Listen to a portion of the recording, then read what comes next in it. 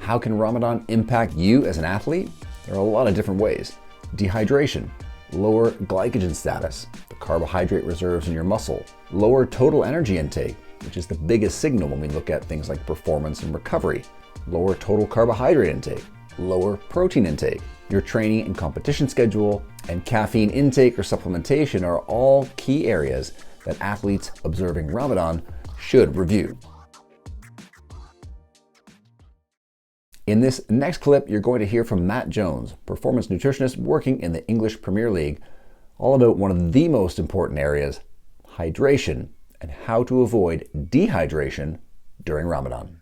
And these days, if someone's fasting, they'll still drink some coffee or some tea or these other things, but that's not the case with Ramadan. So how do you think about that hydration piece? Yeah, I think that's probably the most challenging element, to be honest. And I personally have done like a Ramadan fast once, so I've experienced it, and that was the most challenging element. Obviously, you have those opportunities before or during dawn, before the suhoor meal, and then iftar meal. So like 1 milliliter per calorie, perhaps the gold standard recommendation right now for fluid requirements. So one of our players perhaps around 3.5 liters of fluid a day, 3,500 calories a day. So they'd have to split that across 3 meals or those hours that they're allowed to consume food. Ideally, like prior to sun rising, so the suhoor meal, consuming around 600 ml to 1,000 or 1 liter of fluid. Ideally not drinking like rapidly, so it's going to slow down digestion and promote the absorption of that fluid, of course. Next, glycogen status is hugely important for athletes who are competing. Ability to maintain output at high intensity is directly associated with your glycogen content of the muscles, so we don't want those fuel tanks to be too low. Well, in this next clip, Matt will share some of the strategies he uses with professional football players. Obviously, glycogen depletion is likely to occur around 17 minutes of like high intensity football actions. So essentially the petrol tanks in your muscle will deplete at that point, and then they'll start to experience fatigue. So just making the coaches and like technical staff aware that these players are fasting. So if we can adapt their training in any way, that's probably the starting point. Because again, looking at the research, it kind of suggests that you might not want to do high intensity, like intermittent training within that fasting period. But again, you're not going to be able to train that individual alone like later in the day. So he's going to have to do it. But making coaches aware of that and making small modifications where possible. So being mindful of those glycogen stores and trying to consume the daily requirement for carbohydrate within those periods. So like 5 grams per kilo on a typical training day, somewhere around like 450 grams for our players, perhaps. Okay.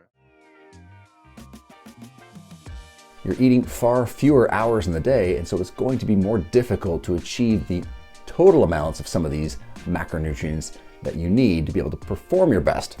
So where to start? But from a nutrition perspective, if you kind of like dial it back right down to the basic level, we often talk about the 3 T's within nutrition. So the total quantity of energy and nutrients, the type of nutrients, and then the timing of nutrients as well. Obviously with Ramadan, you have to almost sacrifice the timing and just be mindful that potentially 2 or 3 opportunities to eat, which can pose a bit of a challenge in itself, because if you have elevated energy expenditures, like consuming 4,000 calories across 2 or 3 meals can be quite tricky. But generally, if the athletes are able to maintain the other T's, so the type, maintain the same type of foods and the total quantity of foods, then we typically see that they're able to manage their performance quite well. If you look at the research on like high performing athletes, I think it kind of suggests that most, if not all of them, are able to maintain their performance pretty well in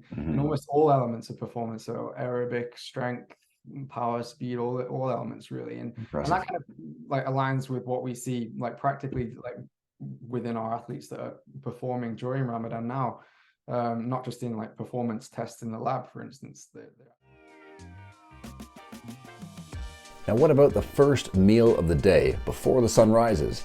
It's a very important time because if you're not eating or drinking during the day, it's crucial to be able to get up early enough to consume that initial meal. Now, because you won't be eating in the day, it's best to aim for foods that will be more slowly digesting to provide some stable energy for that morning period. Sure. So one thing that we try and encourage is like just separating it into like two different mindsets, really. So like the sahur meal before the sunrise, you're obviously trying to encourage players to consume foods that are going to digest quite slowly. So like slow fuels, if you like, we refer to them. So like whole grains, but they also need to be quite quick to prepare. So like bran flakes cereal with some berries and some different fruits, perhaps, and a protein shake with some milk could be like a practical, convenient way to achieve your protein requirement. So ensuring a good serving of protein, 20 to 40 or even 50 grams, depending on the athlete, of carbohydrates. Fresh fruit, frozen fruit is great in this situation. And depending on your sport and the total number of calories, you may think about adding some juice to increase the actual total carbohydrate and energy density of that shake. So after a day of fasting, as the sun sets, the iftar meal is the first meal. What should you consume?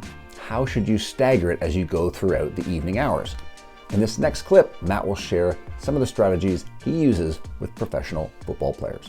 But then later in the day, you probably want to try and encourage like faster fuels, if you like, so more refined carbohydrates, potentially like well-cooked spaghetti,